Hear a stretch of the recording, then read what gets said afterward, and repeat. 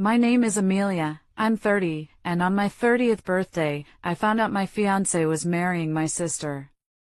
Before I tell you about the lawsuit that tore my family apart, let me know where you're watching from in the comments. Thank you for being here, and I hope you're having a good day. Let me know in the comments what city you're watching from. It's nice to know I'm not just talking into the void, you know? It helps. It really does. My story starts on a Tuesday. The day I turned 30. The day my life, as I knew it, ended. I was sitting on my sofa, in the dead quiet of my apartment. The silence was the loudest thing in the room. It was supposed to be a night filled with laughter, with the clinking of glasses and the warmth of people I loved. Instead, the only sound was the hum of the refrigerator. I was mindlessly scrolling through my phone, trying to numb the hollow ache in my chest. A notification popped up. A tag in a photo. I tapped on it without thinking. And there it was. The picture was beautiful, professionally done. Soft light, white roses everywhere. My younger sister, Olivia, was in the center, wearing a stunning white lace gown. A bride. For a split second, I felt a confusing pang of hurt. She was getting married and didn't even tell me? And then I saw the groom. My blood ran cold. It felt like the air had been sucked out of my lungs. He was standing beside her, his hand on her waist, beaming a smile I knew better than my own. It was Ethan. My Ethan. My fiancé. The phone felt slick in my hand. I couldn't breathe. I zoomed in, my thumb shaking so badly I could barely control it. It was him. The same dark hair, the same strong jaw, the same blue eyes that had promised me forever just last week over dinner. The silence in the room wasn't quiet anymore, it was screaming. Just hours before, I had been standing in a sun-drenched garden in Napa Valley, surrounded by empty chairs. I had spent 6 months planning my 30th birthday party. It was meant to be a celebration, a milestone. I'd booked this beautiful little venue with fairy lights strung between old oak trees. 50 chairs, 50 place settings, a cake with lemon and lavender that cost a small fortune. And no one came. First, my mother, Carol, had called that morning. Her voice was dripping with fake sympathy. "Oh, honey, something terrible has come up," she'd said. "A family emergency. Your father and I have to handle it. We're so sorry to miss your big day." A family emergency. The words sounded rehearsed, hollow. My father, Richard, didn't even bother to call. A single text message, "Can't make it. Talk later." My sister, Olivia? I called her 3 times. Each time, it went straight to voicemail. The deepest cut, though, came from Ethan. He called me from the airport the day before. I could hear the tinny sound of boarding calls in the background. "Babe, I am so sorry," he'd said, his voice laced with convincing regret. "This client in Chicago, they moved the meeting up. It's a huge deal for my promotion. I'll be back Friday, and I'll make it up to you, I swear. I already have your gift." I believed him. Of course, I did. He was the man I was building a life with. We had a joint savings account, money we'd been putting away since we left college, our own little college fund that had grown into a down payment for a house. He was my future. His promotion was our promotion. So I told him I understood. I told him to be safe. I stood in that empty garden for an hour, making excuses to the caterer, my cheeks burning with humiliation.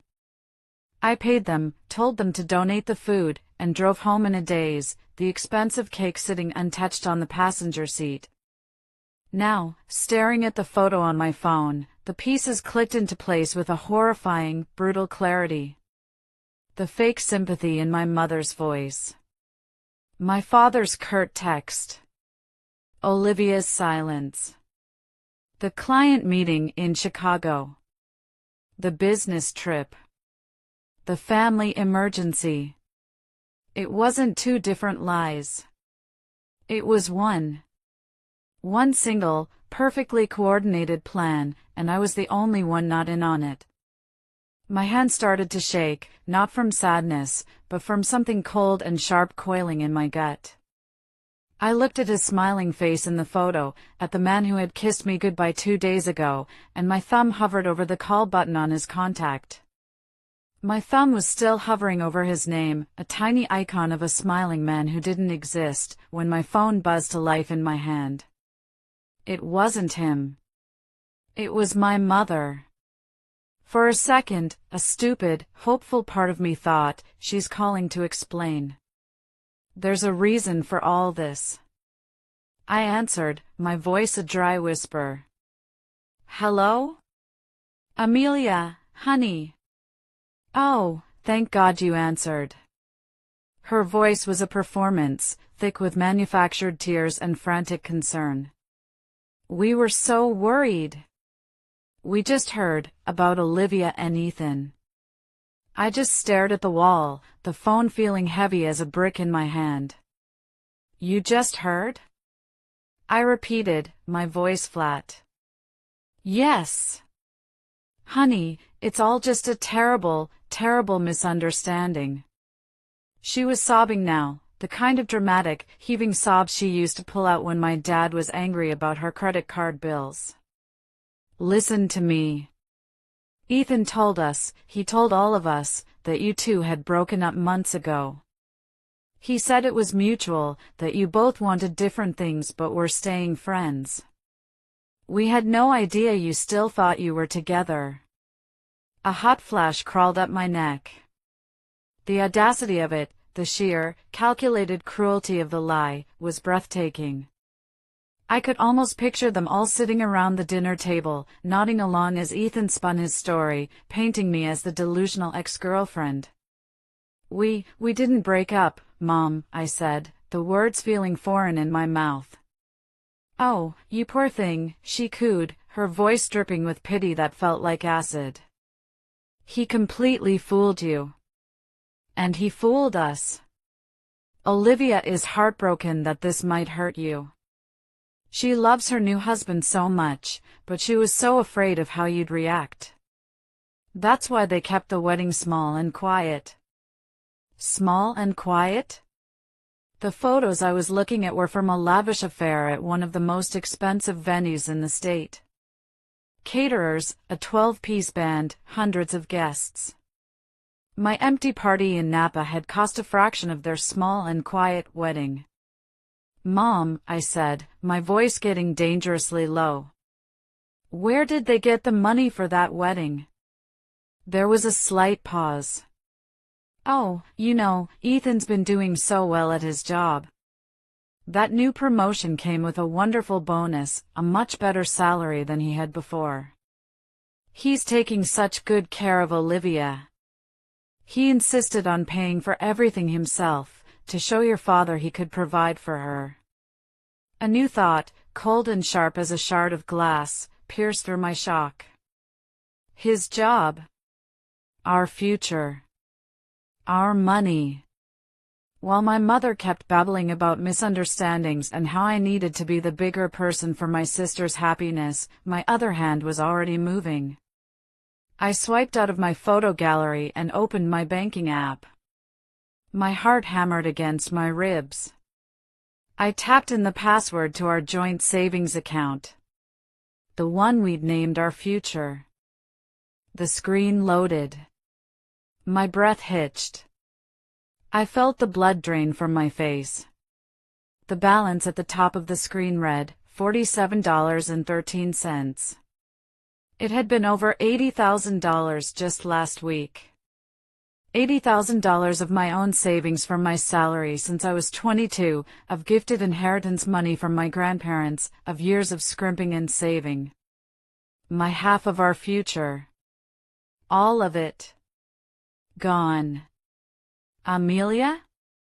Are you there, honey? Don't shut us out, my mother pleaded on the phone. I didn't hear her anymore. I was just scrolling, my thumb moving mechanically down a long list of transactions. Withdrawal, $5,000. Withdrawal, $10,000. Another and another. And then, at the bottom, dated just 4 days ago, was the final, devastating blow. A wire transfer. $50,000. The memo line contained a single, sickening phrase, venue deposit, ONE wedding. Olivia and Ethan. He hadn't just paid for the wedding with his money. He'd paid for it with mine. With my dreams. My mother's words about his promotion and his bonus weren't just a lie, they were the cover story for a heist. They had all watched him do it. They had celebrated on my stolen dime. Honey, your father and I want to help you through this, my mother's voice chirped in my ear, oblivious. We can all sit down and talk when they get back from their honeymoon in Italy. Something inside me snapped. The grief, the shock, the hurt, it all burned away, leaving behind something cold and hard and clear. I hung up. I didn't say goodbye. I didn't scream. I just pressed the red button on the screen, cutting her off mid-sentence. I stared at the banking app, at the mocking little number representing the ashes of my life. They hadn't just stolen my fiancé. They had stolen my future. Every penny of it. For a long time, I just sat there.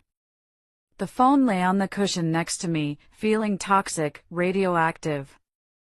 The silence rushed back in, heavier this time, suffocating. It felt like I was at the bottom of the ocean. The pressure was immense. I couldn't move. I couldn't think. Then, a single, choked sob escaped my lips. And then another. The dam broke. I slid off the sofa onto the floor and curled into a ball, pressing my forehead against the rough carpet. The kind of weeping that tears you apart from the inside out took over. It was a physical pain, a hollow ache in my chest that felt like it would split me in two. Every lie they had ever told me, every time my mother had praised Olivia while criticizing me, every time my father had lipped through me, every broken promise from Ethan, it all came crashing down on me at once. After what felt like hours, I crawled over to the closet in the hallway. On the top shelf, behind a stack of old towels, was a shoebox. I pulled it down. Inside was my life with Ethan. Ticket stubs from our first movie. A dried rose from our first anniversary. A goofy photo booth strip from the state fair. And dozens of handwritten notes he'd left on my pillow or my car windshield over the years. Can't wait to see you tonight. You're my everything. Future Mrs. Thompson. I ran my fingers over his familiar handwriting, the ink now a testament to a grand deception. This wasn't just a breakup. This wasn't a man who fell out of love. This was a conspiracy. A long con. My own family had held me down while the man I trusted robbed me blind, emotionally and financially. I picked up one last photo from the box. It was from New Year's Eve, just a few months ago. We were on my apartment balcony, glasses of champagne raised, smiling stupidly at the camera. I remembered his toast. To 2025, he'd said, clinking his glass against mine. The year we finally buy our house. The year it all begins. To us. Looking at his smiling face, at my own trusting, idiotic grin, something inside me shifted. The tears stopped. The deep, gut-wrenching sob subsided, replaced by a strange, icy calm. I looked at the man in the photo, this stranger who had shared my bed and my dreams, and I didn't feel sadness anymore. I felt rage. A pure, clean, clarifying rage. Crying wasn't going to bring my money back. Crying wasn't going to undo the humiliation. Crying was what they expected. They expected me to fall apart, to become a tragic story they could tell their friends with performative pity. They expected me to be the victim. I would not be the victim. I stood up, my legs shaky but determined. I walked over to my laptop, opened it, and the screen illuminated my tear-streaked face. For a moment, my cursor hovered over the folder named Ethan and Me. My first instinct was to delete it all, to erase the last 5 years of my life. But I didn't. Instead, I created a new folder on my desktop. I typed one single word. Evidence. My fingers flew across the keyboard. I went back to social media, screenshotting every single wedding photo. The guests, the venue, the cake, the happy couple. I saved them all. I logged into my bank, downloaded the full statement showing the $80,000 theft, and saved the PDF. I went through my old emails, finding the ones where Ethan and I discussed our savings plan, our intention to use the money for a down payment. Proof. I scanned every birthday card from my mother where she called Ethan the son she never had. More proof. Each click was a small act of defiance. Each saved file was a brick in the wall I was building around my broken heart. I worked for an hour, my grief replaced by a cold, methodical purpose. When I was done, I had a neat, organized folder filled with the story of their betrayal. Their entire conspiracy, documented and undeniable. They thought they had left me with nothing. They were wrong. They had left me with a cause. I looked at the folder, at the mountain of their lies. And I knew what I had to do next. My hand was steady as I picked up my phone. I didn't look up a therapist. I didn't call a friend to cry on their shoulder. I opened my web browser and typed 3 words into the search bar. Best fraud lawyer. If you're still listening, please help me by liking this video and commenting the number 1 below. It lets me know you've given me a like, and it tells me that you're with me on this journey. Your support is a huge encouragement that fuels me to keep going. Please, comment with the number 1, and then listen as I tell you the rest of my story. The next morning, I walked into the office of a man named Arthur Davies. His firm was on the top floor of a glass skyscraper downtown, the kind of place that smells like money and quiet confidence. Mr. Davies was in his 60s, with sharp eyes and a handshake that could crush rocks. He didn't offer pity. He offered a strategy. I laid it all out on his gleaming mahogany desk. The bank statements, the emails, the screenshots of the wedding. I told him the whole story, my voice never wavering. He listened intently, occasionally making a note on a yellow legal pad. When I finished, he leaned back in his leather chair and steepled his fingers. "Ms. Miller," he said, his voice calm and even. "What your former fiancé has done is not a simple matter of a broken heart. This is grand larceny. What your family has done is aid and abet a criminal conspiracy. They are complicit." Hearing my pain translated into the cold, hard language of the law was the most validating thing I had ever experienced. It wasn't just me being dramatic. It was a crime. "They think they're untouchable," I said. "My father is well known in this town. They have money. They have connections." A thin smile touched Mr. Davies' lips. People like that often believe their own press. They have a lot to lose. Reputations, business deals, their standing in the community. That makes them vulnerable. He leaned forward. We can sue for the return of your funds, plus punitive damages for emotional distress. It will be a fight. Are you ready for that? I looked him straight in the eye. I'm ready. Leaving his office, I felt like I had a sliver of power for the first time in my life. The next steps were brutal, but necessary. I went back to the apartment I had shared with Ethan, the one filled with his clothes, his books, his smell.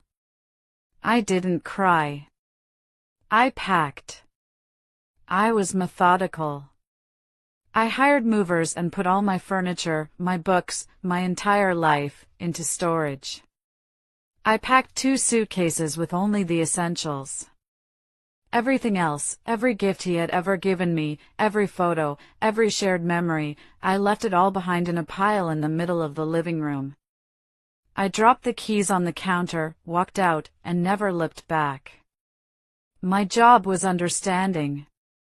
I told my boss I was dealing with a severe family crisis and needed to resign. I had a decent salary and had been a top performer, so they offered me a leave of absence, but I refused. I couldn't stay in that city. Every street corner held a memory, a ghost of a life that had been a lie. I needed a clean break. A total reset. 2 weeks later, I was on a plane to Austin, Texas. I'd never been there before. That was the point. It was a place with no history, no ghosts. Just a future that I would have to build myself, from scratch. The first few months were a blur of cheap apartments, instant noodles, and job interviews. It was lonely. It was hard. There were nights I'd sit in my tiny, empty living room and the full weight of what I had lost would hit me, and I'd just stare at the wall for hours. But I never let myself fall back into that black hole of grief. Every time the sadness crept in, I would open my laptop and look at the evidence folder. It reminded me of my purpose. I got a job in marketing at a growing tech startup. The work was demanding, the hours were long, but I poured every ounce of myself into it. My focus was relentless. While my old friends were getting married and having babies, I was closing deals and rewriting marketing strategies. I was promoted within 6 months. All the while, I was working with Mr. Davies. We communicated through encrypted emails. I sent him every new piece of information I could find. He was building the case, methodically, piece by piece. My family had tried to contact me, of course. Dozens of voicemails from my mother, swinging between faint concern and angry demands that I stop this childish nonsense. A few terse emails from my father, threatening to cut me out of his will, a hollow threat, since I knew there was no inheritance for me anyway. I never responded. My silence was a wall they couldn't breach. One evening, about 8 months after I had moved, an email from Mr. Davies landed in my inbox. My heart jumped. The subject line was short, an obstacle. I opened it. My eyes scanned the text. Amelia, it read, their lawyer has responded to our initial demand letter. They are filing a motion to dismiss the case. They claim the $80,000 was a gift you willingly gave to Ethan to help him start his new life. They are claiming you were happily broken up and this lawsuit is a vindictive act from a jealous ex. We need more than the bank statements. We need something that proves his intent to defraud you, something that explicitly links the money to a shared future they knew about. Right now, it's your word against theirs. I leaned back in my chair, the air leaving my lungs. A gift. They were trying to twist my life savings into a generous parting gift. My word against the 4 of them. I felt a familiar cold dread creeping back in. For the first time, I wondered if they might actually get away with it. The lawyer's email felt like a punch to the gut. A gift. The word was so insulting, so dismissive of the 5 years of my life I had invested. For a week, I felt a kind of low-grade panic I hadn't felt since that first night.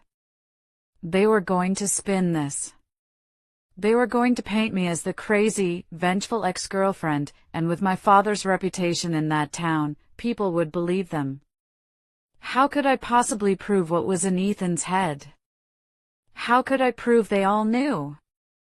I was sitting at my kitchen table one Saturday morning, staring at a stack of legal documents and feeling hopeless, when the doorbell rang.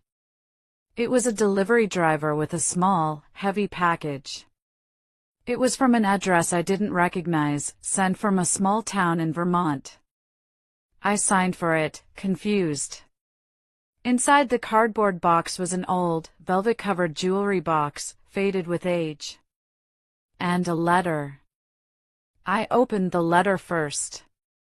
The handwriting was elegant but shaky. It was from my great-aunt Margaret, my grandmother's younger sister. I hadn't seen her since I was a little girl. "Dearest Amelia," it began. "I heard through the family grapevine about the trouble you've been having. I am not surprised, but I am deeply sorry. Your mother has always been, well, she is who she is. Before your grandmother passed, she gave me this box. She made me promise to keep it safe until the right time. She said your mother would try to claim it, but that it was not for her. It was for her strongest granddaughter." My hands trembled as I read the last line. I opened the velvet box. Nestled inside on a bed of faded silk was my grandmother's necklace. A delicate platinum chain with a single, stunning diamond that caught the morning light and threw tiny rainbows across my kitchen. I remembered it from old photographs. My mother had always told me it was lost during a move years ago, that she was heartbroken over it. Another lie. My grandmother had seen me. In a way my own mother never had. She had known I was strong. Holding that necklace, feeling its cool weight in my palm, was like a shot of adrenaline to my soul. It wasn't just a piece of jewelry, it was a validation. It was a piece of my true inheritance, a legacy of strength passed down to me. It reminded me who I was. I was not a victim. I was my grandmother's granddaughter. The necklace didn't solve my legal problem, but it reignited my fire. That afternoon, determined to find something, anything, I started digging online. Not for legal documents, but for social proof. I started looking at the social circles my family ran in. And that's when I found it. It was an article on a local society blog. A fawning piece about my father, Richard Miller, and his tireless work for charity. The article centered on their biggest event of the year, the Miller family annual charity gala for the Children's Hospital. It was their crown jewel, the event that cemented their status as pillars of the community. The article quoted my father extensively. He talked about integrity, family values, and the importance of a good name. And then I saw the date. The gala was in 6 weeks. An idea, sharp and brilliant, lit up my mind. I had been trying to fight them in a courtroom, a private battle of lawyers and motions. But that wasn't where their power was. Their power was in their public image. Their reputation was everything. That was their Achilles heel. I thought about the guest list. The mayor, city council members, business leaders, all their wealthy friends and clients. All the people my father needed to impress. All the people my mother loved to hold court with. What would happen if their perfect, curated world was shattered in front of that exact audience? What would happen if their carefully constructed masks were ripped off in the one place they felt safest? I picked up the phone and dialed my lawyer. Mr. Davies answered on the second ring. "Mr. Davies," I said, my voice steady and sharp with a newfound purpose. "Forget the motion to dismiss. Stop everything. I know how we're going to win this. And we're going to do it in public." The 6 weeks leading up to the gala were the most intense of my life. My plan was audacious, and Mr. Davies, after an initial moment of stunned silence, embraced it with the enthusiasm of a seasoned predator. He called it a public serving with maximum prejudice. First, we had to get me into the event. My father's company was a major sponsor, and their tables were reserved for high-level clients and city officials. But my own company, the tech startup in Austin, was growing fast. I went to my CEO with a proposal. I pitched a sponsorship package for the gala, framing it as a strategic move to build our brand's presence in a new market. I laid out the networking opportunities, the press coverage. I never mentioned my personal connection. I was all business. He approved it. My company bought a table. I was in. Next, the legal preparations. Mr. Davies drafted the official lawsuit summons. Not just for Ethan, but for Olivia, my mother, and my father. For separate documents, each detailing their specific role in the conspiracy and fraud. He hired a local process server, a discreet, professional man who understood the importance of timing. The plan was precise. The server would enter the ballroom at exactly 8:45 p.m., the peak of the evening, during my father's keynote address. As the day grew closer, a strange calm settled over me. The rage and the grief were still there, but they had been forged into something else, a tool. I flew back to California 2 days before the event. I didn't tell anyone I was coming. I didn't stay at a cheap motel. I used the money from my first big commission check at my new job and booked a suite at the Fairmont, a historic, luxurious hotel overlooking the city. The girl who had fled the city in shame a year ago was gone. In her place was a woman with a purpose. That night, I ordered room service, sat by the window overlooking the glittering city lights, and went over the plan one last time. I felt a tremor of fear, a flicker of doubt. What if it went wrong? What if they somehow turned it around on me? Then, I opened the velvet box. I took out my grandmother's necklace. The diamond seemed to glow in the lamplight. I clasped it around my neck. The cool metal on my skin was a grounding force. It was a reminder that I was not alone. I had the strength of the woman who came before me. The fear subsided, replaced by a cold, steady resolve. The night of the gala arrived. I took my time getting ready. I had bought a dress for the occasion. It wasn't black, the color of mourning. It wasn't red, the color of obvious revenge. It was a deep emerald green, the color of new growth, of money, of life. It was elegant and powerful. With my hair styled and the diamond necklace resting perfectly at my collarbone, I looked in the mirror. I barely recognized the woman staring back at me. Her eyes weren't filled with tears, they were filled with fire. The drive to the venue was surreal.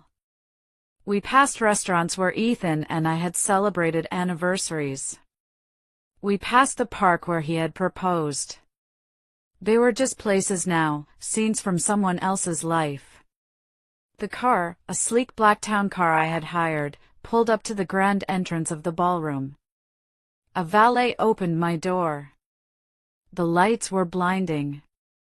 The sound of a live orchestra and the chatter of hundreds of people spilled out onto the steps. I could see the flash of cameras from the local press inside. It was everything they loved, a spectacle of their own importance. I took a deep breath, the cold diamonds of my grandmother's necklace resting against my skin, a silent piece of armor. And I walked inside. Walking into that ballroom was like stepping into a lion's den. The air was thick with expensive perfume and the low hum of self-congratulation. Chandeliers dripped crystals from the ceiling. Waiters in tuxedos moved through the crowd with trays of champagne. It was a perfect illusion of class and charity. Heads turned as I walked in. I saw the ripples of recognition, the whispers spreading from one small, gilded group to the next. Is that Amelia Miller? Richard's daughter? I thought she moved away. I ignored them. My eyes scanned the room, searching. And then I saw them.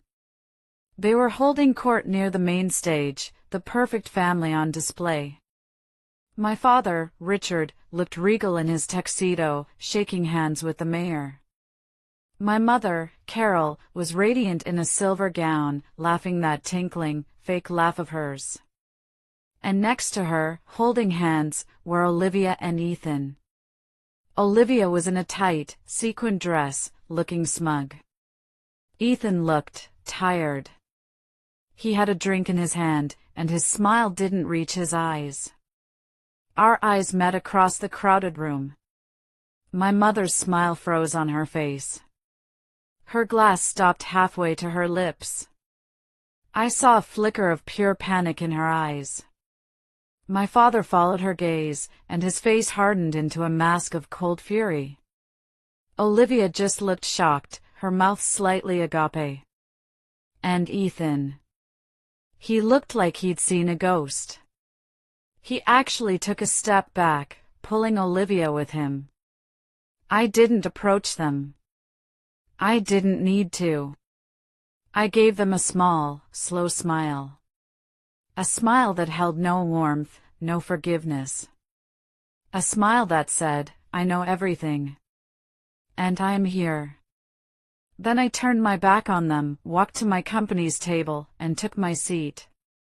I could feel their eyes burning into my back for the rest of the hour.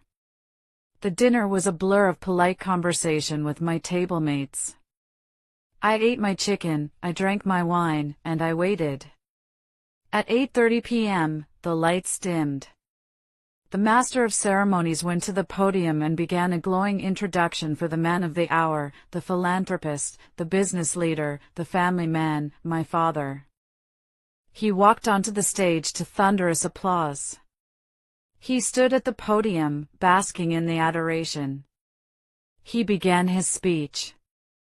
Thank you, all of you, for being here tonight, he started, his voice booming through the speakers.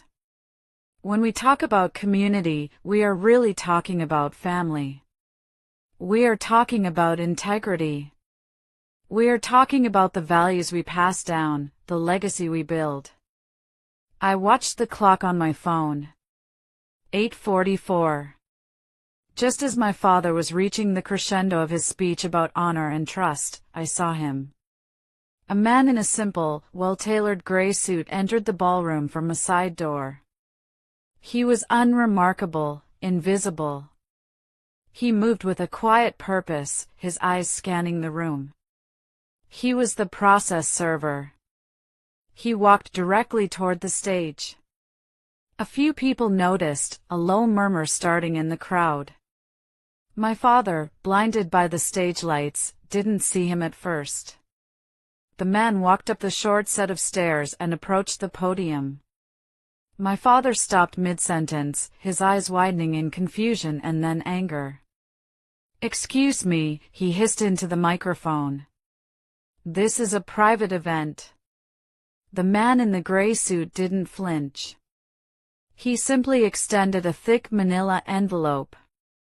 Richard Miller, he said, his voice calm but firm, not captured by the mic but audible to the front rows. You've been served. A collective gasp went through the ballroom. The man placed the envelope on the podium in front of my stunned father. Then he turned, walked down the stairs, and headed directly for my mother's table. He handed a second envelope to her. Her face went white as a sheet. He then moved to Olivia and Ethan's table. He placed one envelope in front of Olivia, who immediately burst into tears. And finally, he placed the last envelope directly in front of Ethan, who just stared at it as if it were a snake. "Ethan Thompson, you've been served." The ballroom erupted into chaos. The whispers turned into a roar. Cell phone cameras were everywhere, flashes going off like fireworks. My father stood frozen on the stage, the speech about his legacy forgotten. My mother looked like she was going to faint. My sister was sobbing uncontrollably. I didn't say a word. I didn't have to. I took one last look at the wreckage of their perfect evening. At their legacy turning to ash right before their eyes. Then I stood up, smoothed down my emerald green dress, and walked out of the ballroom, leaving the symphony of their destruction behind me. The fallout was immediate and spectacular. The next morning, the society blog that had once praised my father ran a new headline: "Miller Charity Gala ends in chaos as family served with fraud lawsuit." The story was everywhere. My lawyer had given an anonymous tip to the journalist I had identified, and she had run with it. The article included the damning details: the birthday betrayal, the drained savings account, the conspiracy. The story of my father's integrity was replaced by the story of his family's greed. They didn't stand a chance. Facing a public trial and the discovery process that would expose every single one of their financial and personal secrets, they folded. Mr. Davies called me a week later. They had agreed to settle. They would pay back every single cent of the $80,000, plus another $100,000 in punitive damages. They also had to sign a statement acknowledging the funds were not a gift, effectively admitting to their lie. There would be no messy divorce-style fight, no custody battle over lies. Just a quiet, humiliating defeat. The money appeared in my account 3 days later. But it was never about the money. It was about the truth. Their business suffered. Clients who valued discretion and a good name pulled away. Friends who had once flocked to their parties now crossed the street to avoid them. They had built their world on a foundation of appearances, and with one well-placed legal document, I had brought the whole house down. I stayed in Austin. My life continued to move forward. I got another promotion at work, eventually becoming the head of my department. I bought a small house with a big backyard in a quiet neighborhood. I made friends, real friends, the kind who showed up with soup when you were sick and celebrated your successes without a hint of jealousy. I built a family of my own choosing. A year to the day after the gala, on my 31st birthday, I hosted a party in my backyard. It wasn't a lavish affair. Just a dozen people, a grill full of burgers, and string lights twinkling in the warm Texas twilight. There was so much laughter. Before my friends arrived, I stood in my bedroom getting ready. I opened the old velvet box. My grandmother's necklace glowed against the silk. I clasped it around my neck. It no longer felt like armor. It just felt like it belonged.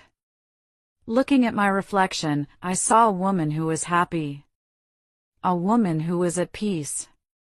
The scars were still there, faint lines from a battle I had won, but they didn't hurt anymore. They were just a reminder of how strong I had become. My family had tried to lock me out, to leave me with nothing in the silence of their betrayal.